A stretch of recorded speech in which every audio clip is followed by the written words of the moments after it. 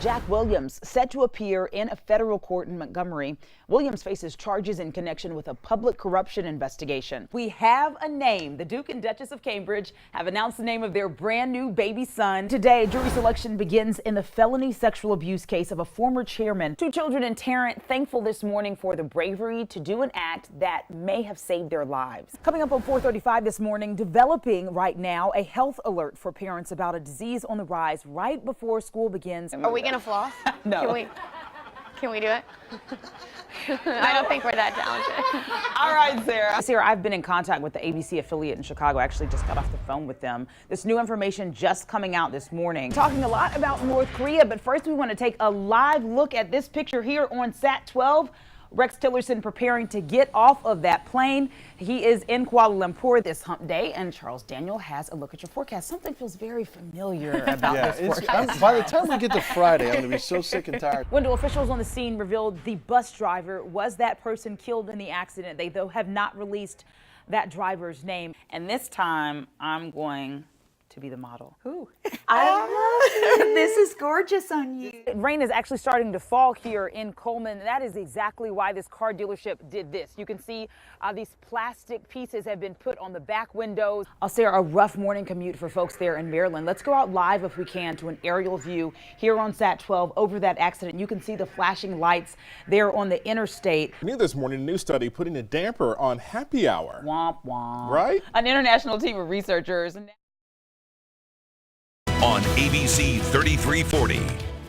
Good morning, Alabama. Thanks for joining us on this Wednesday. It has been a busy morning here for us. It really is, especially with that accident on 280, which we're happening tonight. Republican gubernatorial candidates will go head to head in a debate. ABC 3340 partnering with Reckon by AL.com. Representative Jack Williams set to appear in a federal court in Montgomery. Williams faces charges in connection with a public corruption investigation.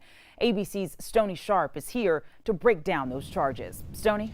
Wire fraud. More charges could be on the way for a Lee County attorney. Gabriel Smith is accused of an indecent act with a child. Investigators say it happened back in 2003. Smith was 18 at that time. The alleged victim was 12. Smith is out of jail on bond. We're working to learn when the owner of an Oxford motel will appear in court this morning.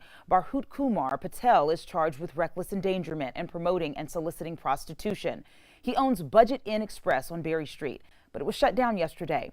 Oxford's fire chief says there were several fire and building code violations, including no smoke detectors. Tenants were forced to move out. I need somewhere to stay at. President Trump made the proclamation last night. The flags will remain lowered until Bush's funeral, which is on Saturday. According to the George Bush Presidential Library, her body will lie in repose from noon to midnight Friday at St. Martin's Episcopal Church in Houston.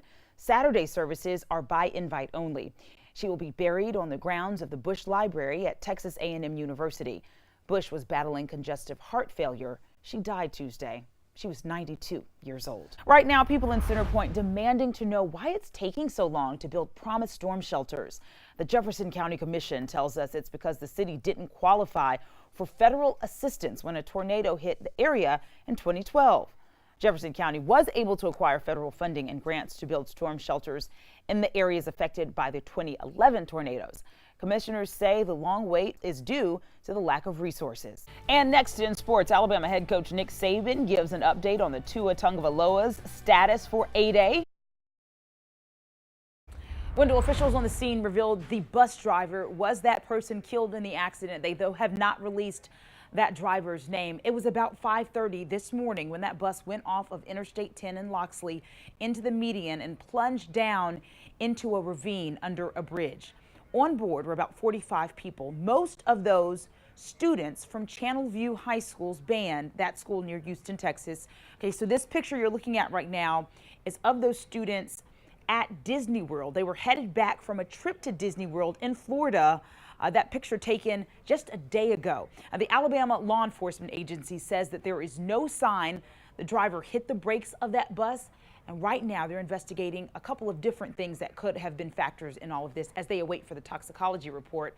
Those things include if sleep or a medical condition played a factor in that crash. And if we can, I want to see if we can pull up a live picture from the scene. As Wendell mentioned, we do know that authorities are still there on the scene, and there you see it, that bus down in that ravine. And as we mentioned, the interstate still shut down at this hour. It has now been shut down for several hours. Officials expect it to open or reopen at noon, although they say that they cannot guarantee that right now.